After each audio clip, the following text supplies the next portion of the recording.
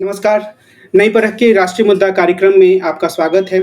आज के इस कार्यक्रम में हम अपने देश में बाहुबली नेताओं की स्थिति और उसके कारण जो एक सरकार के सामने धर्म संकट की स्थिति पैदा होती है, उसके बारे में चर्चा करेंगे। दिल्ली में पिछले कई दिनों से कई प्रसिद्ध कुश्ती खिलाड़ी धरने पर बैठे हुए हैं।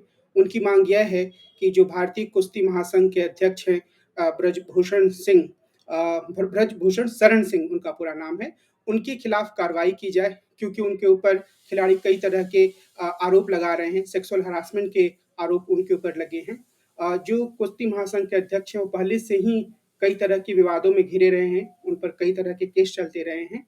लेकिन अभी तक इतने दिनों के धरना के बावजूद जो एक केस दर्ज करने का काम पुलिस का होना चाहिए था, वह नहीं हो पाया था। फिर सर्वोच्च न्यायालय के हस्तक्षेप के बाद एक केस दायर हुआ, पर ना तो उन्होंने अभी तक अपने पद से इस्तीफा दिया है और ना ही उनकी गिरफ्तारी हुई है। हालाँकि गिरफ्तारी की बात तो थोड़ी दूर की है, पहली बात तो पद से इस्तीफा देने की ही थी। मुख्य सवाल यह है कि क्या जो कुश्ती महासंघ के अध्यक्ष हैं, उनके खिलाफ केंद्र सरकार इसलिए कार्रवाई नहीं कर रही है क्योंकि उनका एक दबदबा है अपने क्षेत्र में। कई समाचार माध्यमों में यह बात आई कि वो 4-5 लोकसभा चुनाव क्षेत्रों को प्रभावित कर सकते हैं। और अगर हम इनके उदाहरण को छोड़ दें तो कई अन्य इस तरह के उदाहरण सामने आ रहे हैं। मिसाल के तौर पर बिहार में आनंद मोहन का उदाहरण, जहाँ पर राज्य सरकार ने उन्हें एक तरह की छूट प्रदान की, जिससे वो आजीवन कारावास की सज़ा से मुक्त हुए और जेल से बाहर निकल आए। कहा गया कि असल में नीतीश कुमार ने इसके माध्यम से राजपूत मतदाताओं को अपनी ओर रिझाने की कोशिश की है और इसका प्रभाव इतना ज़्यादा रहा कि सारे दलों के जो नेता थे, वो भी एक तरह से आनंद मोहन के प्रति हमदर्दी दिखाने लगे। तो क्या ये सारी चीज़ें भारतीय लोकतांत्रिक राजनीति की, भारत की चुनावी राजनीति का अभिन्न हिस्सा बन चुकी हैं? क्या इससे बाहर निकलने का और एक व्यवस्थित और मूल्यों पर आधारित लोकतंत्र को स्थापित करने का कोई रास्ता नहीं बचा है? हम इन्हीं पहलुओं पर आज प्रोफ़ेसर अभय कुमार दुबे से बातचीत करेंगे। अभय सर, नमस्कार। नमस्कार। मेरा पहला सवाल जो कुश्ती महासंघ के अध्यक्ष हैं ब्रजभूषण शरण सिंह, उन्हीं के संदर्भ में है। पिछले कई दिनों से कई प्रसिद्ध कुश्ती खिलाड़ी धरने पर बैठे हुए हैं और पहले भी उन्होंने इनके खिलाफ शिकायत दर्ज की थी। एक जांच कमेटी बैठी और उसकी उसकी रिपोर्ट नहीं आई है, पर शायद ये माना जा रहा है कि उसमें इनको क्लीन चिट दी गई है। लेकिन फिर जो सर्वोच्च न्यायालय के आदेश के बाद इन पर एक मुकदमा दर्ज हुआ। इस पूरे घटनाक्रम में ऐसा लगता है कि भारतीय जनता पार्टी की सरकार जो है, वो कुश्ती खिलाड़ियों की मांग को गंभीरता से लेने के लिए तैयार नहीं है। ऐसा लगता है जैसे एक डर उनमें है कि हम अगर इनको छेड़ते हैं तो हम एक महत्वपूर्ण कद्दावर नेता को खो देंगे, जो कि गोंडा के इलाके में थोड़ा प्रभाव रखता है। तो इस पूरे घटनाक्रम को आप कैसे देखते हैं और क्या ये जनता पार्टी की मजबूत नेता की छवि को कमजोर भी करता है? देखिए, ब्रजभूषण शरण सिंह के ऊपर जो आरोप हैं, उन आरोपों का चरित्र क्या है, इसको समझना ज़रूरी है। वे आरोप ये नहीं है कि वो कुश्ती फेडरेशन को गलत तरीके से चला रहे हैं या उन्होंने चयन में कोई भेदभाव किया है या उनकी वजह से देश में कुश्ती को कोई उस संरचनागत किस्म का नुकसान हो रहा है। तो वो इस तरह के आरोप उनके ऊपर नहीं है। अगर इस तरह के आरोप होते, फिर तो इंडियन ओलंपिक कमेटी ने जो जाँच कमेटी बैठाई है, उसका महत्व होता। फिर तो मैरी कॉम के नेतृत्व में जो जांच हो रही है उसका महत्व होता है या पीटी उषा अगर मान लीजिए कोई उसमें हस्तक्षेप करती तो फिर उसका महत्व होता है। उनके ऊपर जो इल्जाम है वो तो क्रिमिनल किस्म के इल्जाम है। उनके ऊपर महिला पहलवानों ने इल्जाम लगाए हैं कि उन्होंने महिला पहलवानों का अपनी अपनी हैसियत का गलत फायदा उठाते हुए यौन शोषण किया है। उनके ऊपर ये इल्जाम है और जिन लोगों ने इल्जाम लगाए हैं उनमें से एक महिला पहलवान ऐसी है जो 18 साल से कम उम्र की है। यानी उस मसले पर पोस्को नामक जो कानून है उसके तहत उनके ऊपर इल्जाम बनता है और पोस्को नामक कानून के तहत इस बात का कोई महत्व नहीं रह जाता कि मैरी कॉम की जांच कमेटी क्या कहती है या पीटी उषा क्या कहती है या कोई भी क्या कहता है या भारतीय जनता पार्टी क्या सोचती है, सरकार क्या सोचती है, चुनाव में इसका क्या असर पड़ेगा, इन चीजों का कोई महत्व नहीं रहता। उसके बाद तो सीधे सीधे इनके खिलाफ एफआईआर दर्ज होनी चाहिए थी और जो कानून कहता है उसके मुताबिक इनकी गिरफ्तारी होनी चाहिए थी। इनको जमानत के लिए अदालत में जाना चाहिए था और उसके बाद में पुलिस इसकी जांच करती।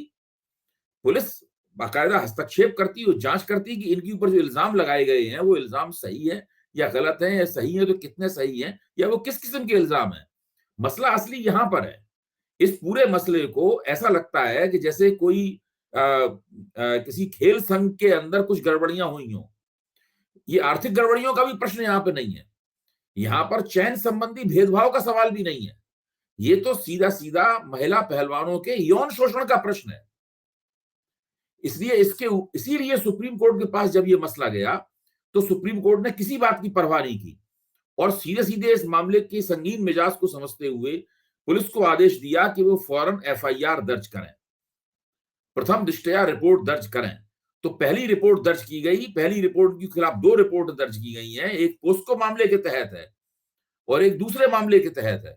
इसके बाद दिल्ली पुलिस को फौरन हस्तक्षेप करके ब्रजभूषण शरण सिंह की गिरफ्तारी करनी चाहिए।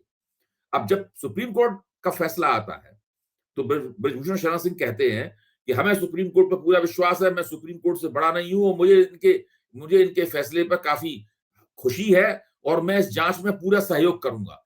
अगर वो वास्तव में जांच में सहयोग करना चाहते तो उन्हें तुरंत दिल्ली आकर अदालत में समर्पण कर देना चाहिए था और अपनी गिरफ्तारी खुद देनी चाहिए थी, लेकिन उन्होंने ऐसा नहीं किया। वो वहीं बैठे बैठे अपनी राजनीति कर रहे हैं, वो अपने पद से भी इस्तीफा देने के लिए तैयार नहीं है। तो ये मसला तो सीधे सीधे ये मसला है, इस तरह का मसला है, ये आपराधिक मामला है और ये एक ऐसे व्यक्ति के खिलाफ मामला है जिसका अगर आप राजनीतिक इतिहास देखें या व्यक्तिगत इतिहास देखें तो बहुत ही विवादास्पद किस्म की तस्वीर सामने आती है। इनके ऊपर एक जमाने में दाऊद के करीबियों से संबंध होने के आरोप भी लगे थे, टाडा भी इनके ऊपर लगा था और उसके बाद में इनका टिकट भी काट दिया गया था। उसके बाद इनकी पत्नी को टिकट मिला और पत्नी चुनाव जीती। एक बार उन्होंने भारतीय जनता पार्टी का साथ भी छोड़ दिया था, ये समाजवादी पार्टी में चले गए थे और समाजवादी पार्टी से चुनकर आए थे। हो सकता है कि भाई गौड़ा के आसपास या किसी इलाकों में इनका बहुत प्रभाव हो, इनको बाहुबली भी माना जाता है। तो अभी जो राजनीति का बाहुबली पक्ष है उसकी बारे में बाद में चर्चा करेंगे। और आनंद मोहन सिंह, क्योंकि आपने भूमिका इस तरह की बनाई है, आनंद मोहन सिंह और अतीक अहमद के साथ में ब्रजभूषण शरण एक ही श्रेणी है, इसमें आनंद मोहन सिंह भी आते हैं, ब्रजभूषण शरण सिंह भी आते हैं और अतीक अहमद भी आते हैं और मुख्तार अंसारी भी आते हैं, ये सब एक ही श्रेणी में आते हैं। तो इसके ऊपर हम बाद में चर्चा करेंगे। ब्रजभूषण शरण सिंह का मामला विशेष किस्म का मामला है। अतीक अहमद का मामला यह है कि पहले उनके बेटे को पुलिस ने मुठभेड़ में मारा, उसके बाद 3 शूटर्स ने अतीक अहमद को उस समय मार दिया जबकि वो पुलिस की हिरासत में थे। वो मीडिया का वेश रख के आए, मीडिया कर्मियों का वेश रख के आए, वो अतीक अहमद की कनपटी से अपनी पिस्तौल सटाकर उन्हें गोली से उड़ा दिया बड़े सनसनीखेज अंदाज में और पुलिस वाले खड़े देखते रह गए। और उसके बाद उन्होंने बाकायदा व्यवस्थित और नियोजित रूप से आत्मसमर्पण कर दिया और पुलिस उनकी गिरफ्तारी ले ली। तो अतीक अहमद का मसला ये मसला है।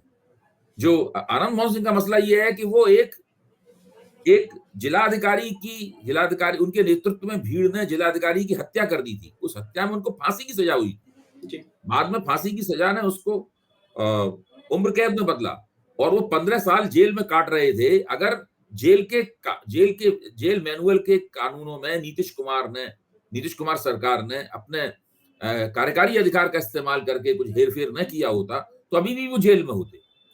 तो वो मसला इस तरह का। इन तीनों मसलों में एक समान बात यह है कि तीनों बाहुबली नेता हैं। एक मुसलमान है, 2 राजपूत हैं, मुख्तार अंसारी भी मुसलमान है और उसमें ब्राह्मण बाहुबली भी नेता होते हैं, हम उनके नाम जानते हैं। तो ये मसला इस तरह का मसला है। ब्रजभूषण शरण सिंह का मसला बहुत ही संगीन है और ये भारतीय जनता पार्टी की राजनीति के ऊपर एक बड़े जबरदस्त दाग की तरह है। एक चीज तो ये भी लगती है कि कई बार पिछले 5-6 सालों में कई ऐसे उदाहरण आए हैं, स्वामी चिन्मयानंद से लेके सेंगर तक के मामले में, कि जब तक से अदालत का हस्तक्षेप नहीं होता है तब तक से भारतीय जनता पार्टी के नेतृत्व की कोशिश रहती है कि ऐसे मामलों में चुप रहें या इनको हल्का बनाएं। तो ये भी एक दिखाता है कि शायद कुछ लोग कहते हैं कि उनकी एक बड़ी रणनीति है कि एक बार हम अपनी गलती मानेंगे तो विपक्ष का आक्रमण बढ़ेगा, तो बचाने की कोशिश करते हो कई बार। लेकिन देखिए, इन चीजों से हो सकता है भाजपा के रणनीतिकारों को लगता हो कि शायद वो अपने ऊपर आने वाली विपत्ति या बदनामी को कुछ बच के निकल जाएंगे, लेकिन ऐसा होता नहीं है।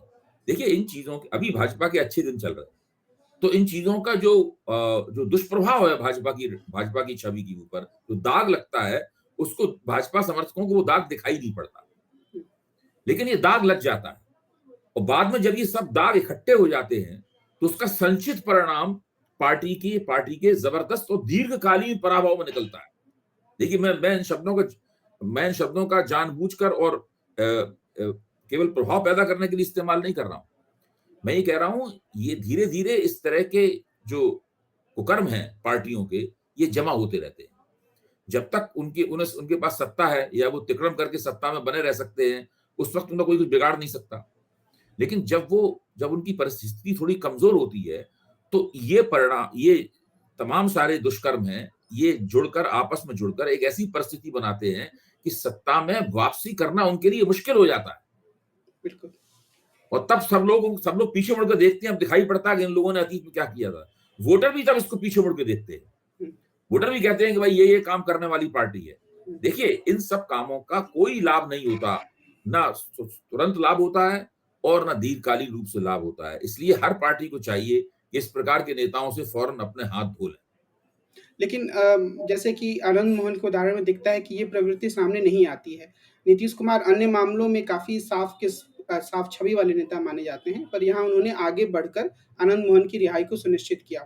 और सबसे मज़ेदार बात ये है कि शुरुआत में भारतीय जनता पार्टी के कुछ नेताओं ने इस पर नीतीश कुमार के सामने कुछ प्रश्न खड़े किए, लेकिन धीरे-धीरे करके उनके जो बड़े नेता हैं, जैसे गिरिराज सिंह, तो इस तरह के नेताओं ने आनंद मोहन के प्रति हमदर्दी दिखानी शुरू कर दी और कई हाँ, लोग। नीतीश कुमार के सामने उस प्रक्रिया को लेकर सवाल खड़े किए गए जो नीतीश कुमार ने आनंद मोहन सिंह को छुड़ाने के लिए अपनाई थी। हुँ, उससे पहले एक और उन्होंने काम किया था हुँ, कि जब ये मांग की जा रही थी भाजपा के कुछ नेताओं की तरफ से, उसमें सुशील मोदी प्रमुख हैं, कि भाई आनंद मोहन सिंह की 15 साल की सजा हो गई है, अब अब उनको छोड़ा जाना चाहिए। और उन्होंने तो एक तरह से अपने एक ट्विटर में और अपने वक्तव्यों में इस प्रकार का एक सनद भी दे दी थी कि जो जिस अपराध में वो बंद है, वो तो उन्होंने अपराध ही नहीं किया था। तो उसके बाद नीतीश कुमार ने एक पब्लिक मीटिंग में कहा था कि हम इसका इंतजाम कर रहे हैं। अगर आपको यकीन नहीं है तो आप आनंद मोहन सिंह की पत्नी से पूछ लीजिए। ये उनका सार्वजनिक बयान था। यानी ये एक तरह की पेशबंदी हो रही थी। इस लिहाज से देखा जाए तो आनंद मोहन सिंह का छुड़ाया जाना भारतीय जनता पार्टी और राष्ट्रीय जनता दल और नीतीश कुमार की पार्टी की मिली हुई सरकार है, उसकी एक संयुक्त कार्रवाई है। और आप तो बिहार के ही हैं कमल, आप जानते हैं कि जो राजपूत मतदाता हैं वो भारतीय जनता पार्टी उनकी पहली राजनीतिक पसंद भारतीय जनता पार्टी है। अगर कोई स्थानीय परिस्थितियां नहीं है तो वो आमतौर पर भाजपा को वोट देते हैं। अब नीतीश कुमार ने ये जो काम किया है, इससे भाजपा को लग रहा है कि कहीं ऐसा ना हो कि अगर पूरे बिहार में न सही तो एक बिहार के एक अच्छे खासे हिस्से में राजपूत मतदाता उसका साथ छोड़ दें। इसलिए वो आनंद मोहन सिंह के रिहा करने के खिलाफ नहीं है। आनंद मोहन सिंह को छोड़ दिया गया है तो गिरिराज सिंह ने साफ तौर पर कहा उनको ठीक छोड़ा गया। लेकिन वो नीतीश कुमार ने छोड़ा है। अगर उनकी सरकार ने छोड़ा होता तो वही ये सब तमाम तर्क दे रहे होते जो नीतीश कुमार के समर्थक और उनके प्रवक्तागण दे रहे हैं। तो ये बाहुबली वाला मामला है, जो मुख्य तौर पर राजनीति के अपराधीकरण का मामला है। ये एक ऐसा हमाम है, इसमें सारी पार्टियां नहीं है। हर पार्टी के पास अपने अपने बाहुबली हैं और वो बाहुबली उस पार्टी के लिए सुनिश्चित करते हैं कि किसी एक खास समुदाय या किसी एक विशेष इलाके में उस पार्टी को वोटरों का समर्थन प्राप्त हो। इसलिए पार्टी उस बाहुबली को कानून से बचा कर रखती है और धीरे धीरे करके इस तरह उसका प्रभाव और आतंक बढ़ता चला जाता है। और इन बाहुबलियों की विशेषता होती है कि ये रोजमर्रा की जिंदगी में लोगों को तंग नहीं करते हैं, जैसे छोटे मोटे गुंडे मवाली करते हैं उस तरह का काम नहीं करते। बड़े बड़े ठेके लेना, जमीनों पर कब्जे करना, बड़े बड़े स्तर की राजनीति में भाग लेना, बड़े स्तर के भ्रष्टाचार में हस्तक्षेप करना, ये लोग इस तरह की कार्रवाइयां करते हैं। तो आम लोगों के बीच में आम लोगों को इनसे ज्यादा कोई खास परेशानी नहीं होती। इन बाहुबलियों से पार्टियों का संबंध होता है, इससे आम वोटरों के अंदर ऐसी कोई अपराध संबंधी दहशत नहीं फैलती।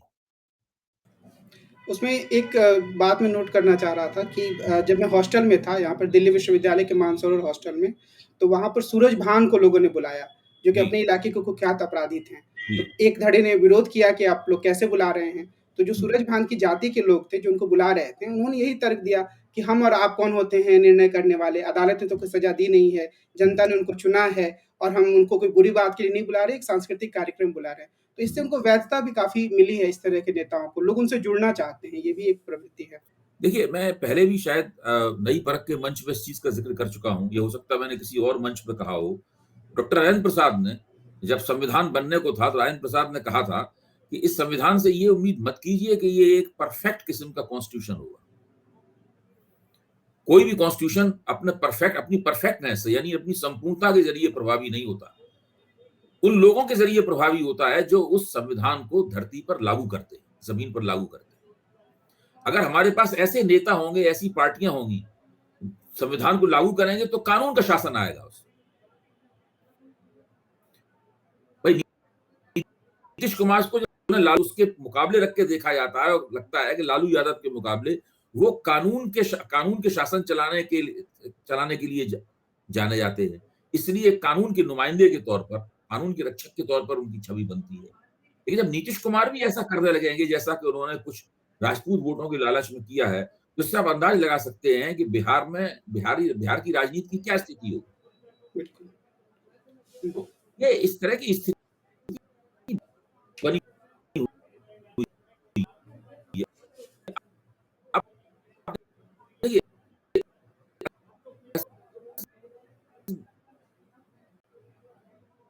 यानी कितने बार उन्होंने एमपी का चुनाव जीता है, तो लगातार ये चलता रहता है इस तरीके से मामला। और जो पार्टियां हैं वो इस तरह के बाहुबलियों को समर्थन देती रहती हैं। पिछली बार मैंने इसी प्रश्न पर बोलते हुए कहा भी था ये कि 90 के दशक में एक ऐसा मुकाम आया था जब किसी भी पार्टी को उत्तर प्रदेश में और केंद्र में बहुमत नहीं प्राप्त होता था। तो एक तरह से गठजोड़ राजनीति का जमाना था। तो ऐसे में जो कमजोर बहुमत वाली सरकारें होती थी, मिलीजुली सरकारें होती थी, उन्हें अपने बहुमत की रक्षा के लिए और बहुमत की जुगाड़ करने के लिए बाहुबलियों की बहुत जरूरत पड़ती थी। ऐसे ही जमाने में बाहुबलियों का राजनीतिक जन्म होता है। बाहुबलियों की मदद राजनीति में पहले भी ली जाती थी, लेकिन उस वक्त वो पर्दे के पीछे रह के मदद करते थे, खुद चुनाव नहीं लड़ते थे। धीरे धीरे वो खुद चुनाव लड़कर नेता बनने लगे और वो सफेद पोश नेता बनकर बढ़िया जर्राक बुर्राक खद्दर का कुर्ता पजामा पहनकर बाकायदा जनता में भाषण देने लगे और उनको चुनाव हराना लगभग अपने इलाके से मुश्किल हो गया। कभी कभी बाहुबली चुनाव हार भी जाते हैं, इसका मतलब ये नहीं है कि उनका राजनीतिक महत्व कम हो जाता है। अगली बार फिर से वो टिकट मिलता है, एक पार्टी नहीं टिकट देती है, दूसरी पार्टी टिकट दे देती है और कई बार जो उनको हराता है उनकी हत्या भी हो जाती है। कभी जो अजीत सरकार की हत्या होती है, कभी उनके राज्यपाल की। जो लोग लगातार उनके खिलाफ जम के लड़ते हैं और बार बार उनके खिलाफ चुनाव में खड़े होते हैं, उनका सफाया कर दिया जाता है। तो एक जो आनंद मोहन की जो हम बात कर रहे हैं, तो उसका एक प्रभाव ये दिखता है नीतीश कुमार के निर्णय का कि कुछ जो और संगठन हैं, वो मांग करने लगे हैं कि अनंत सिंह को भी रिहा कीजिए। एक प्रभुनाथ सिंह 4 बार के सांसद रहे, उनको भी रिहा कीजिए। लेकिन इस प्रश्न से आगे बढ़ के मैं एक अलग पहलू की तरफ आपका ध्यान दिलाना चाहूँगा कि पिछले दिनों में जब से अतीक अहमद का मामला सामने आया, तो वो माना जा रहा था कि अच्छा राहुल गांधी के भाषण के बाद जो स्थिति पैदा हुई है, उसको ढकने के लिए मीडिया में अतीक अहमद का मामला चलाया जा रहा है। अब अतीक अहमद की हत्या हो गई। अब उसके बाद मैं देखता हूँ कि कई सारे जो मीडिया चैनल है मुख्य धारा के, उसमें अब मुख्तार अंसारी की कहानी चल रही है। यानी कि अगर आप माफिया की बात करते हैं, तो आप कुछ खास तरह के माफिया का चुनाव कर लेते हैं और बार-बार उनकी तस्वीर दिखाते हैं। पर दूसरे कई ऐसे माफिया हैं उत्तर प्रदेश में जो कि बाहर घूम रहे हैं। तो मुझे लगता है कि माफिया का उपयोग भी इस रूप में किया जा रहा है कि जो एक तरीके से लोगों के भीतर सांप्रदायिकता की आग है या संतुष्टि का भाव है, जो हिंदू वोटर्स हैं, उनके भीतर वो संतुष्ट होता रहे कि हाँ, कुछ काम हो रहा है मुस्लिमों को सबक सिखाने के लिए या आपकी मुस्लिम बात अपराधी सुनकर को। मुझे बाल ठाकरे का एक वक्तव्य याद आता है। 60 के दशक में जब बाल ठाकरे ने महाराष्ट्र में और खासतौर से बॉम्बई में अपनी राजनीति शुरू की थी, तब वो गर्व के साथ कहते थे कि अगर हमें गुंडा चाहिए तो गुंडा भी मराठी मानुस होना चाहिए। तो इस तरह की ये बात आज तक सब जगह लागू होती है। भारतीय जनता पार्टी है तो उनके पास हिंदू माफिया है। जो मुसलमानों को वोट पाने वाली पार्टियां हैं उनके पास मुसलमान माफिया है। फिर अलग अलग जातियों के अपने अपने माफिया हैं, अपने अपने बाहुबली हैं। तो राजनीति का पूरी तरीके से बाहुबलीकरण हो चुका है और इसके प्रभाव को कमजोर करने के लिए कोई तैयार नहीं है। जिसको जहां मौका मिलता है वो बाहुबलीकरण करता है। इस वक्त इस बाहुबलीकरण के जरिए एक तरह का सांप्रदायिक प्रचार भी हो रहा है। अतीक अहमद और मुख्तार अंसारी के नाम को लेकर हो रहा है और ब्रजभूषण शरण सिंह के नाम पर मीडिया उसको कुछ इस रूप में पेश कर रही है। मीडिया इस रूप में पेश कर रही है जैसे कि कुछ रेसलिंग फेडरेशन के बीच में, यानी कुश्ती महासंघ के बीच का अंदर का कोई घपला हो, कुछ अनियमितता हो गई हो, जैसे कोई इर्रेगुलरिटी हो गई हो वहां पे, जबकि मसला इर्रेगुलरिटी का नहीं है। हम लोग इस बारे में चर्चा कर चुके हैं। तो मीडिया तो बहुत ही जिसे कहते हैं कि सोच समझ के एक खास पक्ष में अपनी बात रखता है। पूरे कार्यक्रम को इस तरह सजाया जाता है कि पलड़ा एक तरफ झुका रहे। एक आखिरी सवाल जो मेरे मन में इस पूरे मुद्दे पे आ रही है वो ये कि जब हम भारतीय राजनीति से संबंधित पुस्तकों को पढ़ते हैं, सैद्धांतिक लेखन को पढ़ते हैं, तो वहाँ समुदाय आधारित राजनीति की बात हुई, जातियों के राजनीतिकरण की बात रजनी कोठारी ने कही, नए मध्य वर्ग के उदय की बात डीएल सेठ ने की, और भी जो लेखक हैं सेक्युलरिज़्म और अन्य प्रश्नों पर लेखन करते रहे। लेकिन लोकतंत्र का जो ये पहलू है जहाँ पर एक ऐसा तबका उभर कर सामने आता है जो अपने बलबूते पर पूरे लोकतंत्र का एक तरह से अपहरण कर लेता है, क्योंकि बूथ कैप्चरिंग का मामला तो शायद 70-80 के दशक में भी था। तो मुझे लगता है कि उस पर ज़्यादा ध्यान नहीं दिया गया, उस पूरे सैद्धांतिकरण में कि और ये पूरे संस्थाओं के क्षरण को भी दिखाता है। तो ये जो पहलू है, क्या आपको लगता है कि वो पूरे विमर्श से थोड़ा-सा छूट-सा गया है? देखिए, प्रोफेसर कोठारी ने और प्रोफेसर शेठ ने जिस तरह से लोकतंत्र का अध्ययन किया, उससे वो अपनी प्रतिभा और अपनी कोशिशों के ज़रिए, अपनी विद्वत्ता के ज़रिए काफ़ी कुछ ज़मीनी स्थिति तक पहुँच पाए। इसके बावजूद भी इन विद्वानों ने, जो कि हम लोगों की गुरु परंपरा में आते हैं, इन लोगों ने ये मान लिया कि ये बाहुबलीकरण और अपराधीकरण जो है, ये राजनीति का नियम नहीं है, बल्कि राजनीति के लिए अपवाद स्वरूप मौजूद है। चूंकि ये अपवाद स्वरूप मौजूद है, इसलिए इस पहलू के ऊपर उन्होंने ज्यादा ध्यान नहीं दिया। जैसे कि अगर आप किसी चुनाव सर्वेक्षक से पूछें कि क्या वोट पैसे के दम पे बिकता है, तो जवाब आपको ये मिलेगा कि कहीं कहीं ऐसा हो सकता है, लेकिन इससे पूरे चुनाव नतीजे पे कोई असर नहीं पड़ता, यानी वोट खरीदे नहीं जा सकते। अब ये बात जो कही जाती है, इसमें छवि ये बनती है कि सीधे सीधे कोई व्यक्ति किसी वोटर को पैसा दे रहा है ताकि बदले में वो वोट दे। मैं कहता हूं जितने बड़े पैमाने पर चुनाव में रुपया खर्च होता है, उससे एक नतीजे पर पहुंचा जा सकता है कि वास्तव में वोट बिक ही रहे हैं। जो उम्मीदवार जितना रुपया ज्यादा खर्च कर सकता है, उस पार्टी और उम्मीदवार को उतने ज्यादा वोट मिलते हैं।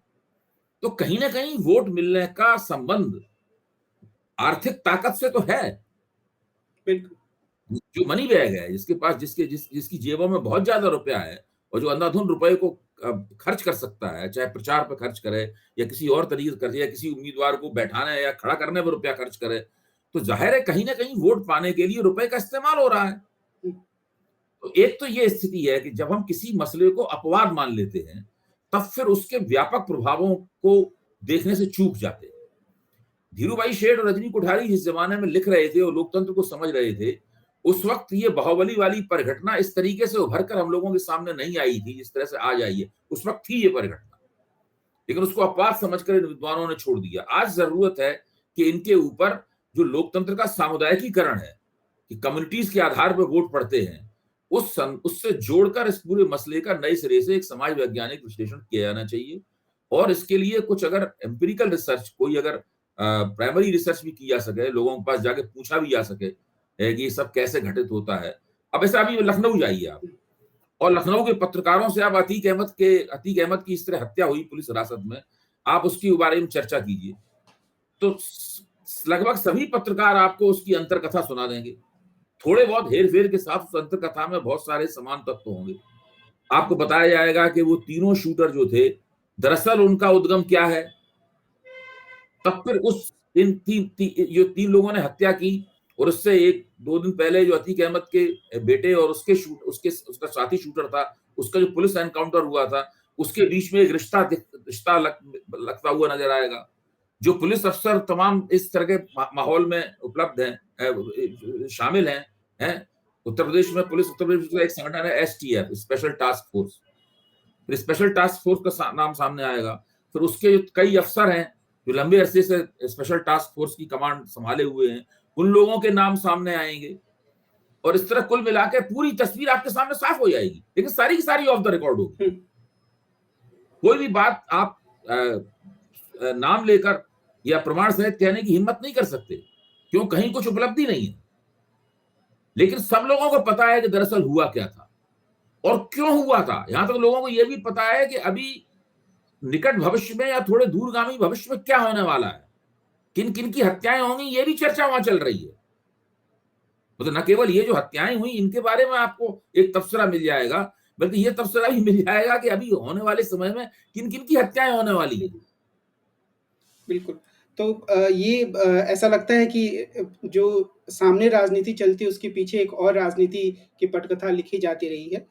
लेकिन ये भी सच है कि सारे के सारे राजनीतिक दल शायद इसलिए बाहुबलियों का संरक्षण देते हैं क्योंकि उनके भीतर इतनी नैतिक मजबूती नहीं है, अपने ऊपर इतना विश्वास नहीं है कि वो मुद्दों के साथ जनता के बीच में जाएँगे, उन्हें समर्थन मिलेगा। लेकिन अगर हम एक बेहतर लोकतांत्रिक व्यवस्था की स्थापना करना चाहते हैं, तो इस मुद्दे पर काफ़ी गहराई से विचार करते हुए सभी विवेकशील लोगों को इस पर सोचने-विचारने की आवश्यकता है और शायद जो राजनीति विज्ञान के विद्यार्थी हमें हैं राजनीतिक दलों को संकल्प करना बिल्कुल, होगा, नेताओं को संकल्प करना होगा कि अगर हमें चुनाव में थोड़ा बहुत स्थानीय स्तर पे नुकसान भी हो रहा है, तो भी हम इन बाहुबलियों का साथ नहीं देंगे। बिल्कुल। इनको अपने दल में हम शामिल नहीं करेंगे। हुँ, एक बार पार्टियां इन बाहुबलियों को टिकट देने से मना करना शुरू कर दें, उसके बाद ये निर्दलीय लड़ने पर चुनाव मजबूर होंगे। एक आध बार हो सकता है निर्दलीय भी, बहुत से बाहुबली निर्दलीय भी जीत हुँ, जाते हैं, हुँ, लेकिन उसके बाद उनके हारने की प्रक्रिया शुरू हो जाएगी। बिल्कुल। जैसे ही एक बार ये तय हुआ कि ये, तो फिर बाहुबलियों के कहने पे उनकी बिरादरियां भी वोट देना बंद कर हुँ, देंगी। बिल्कुल। तो इन सभी पहलुओं को अभय सर से बात करते हुए हमने आपके सामने रखने की कोशिश की। अगले अंक में मिलेंगे और भारतीय राजनीति से जुड़े एक अन्य पहलू पर विस्तार से चर्चा करेंगे। नमस्कार।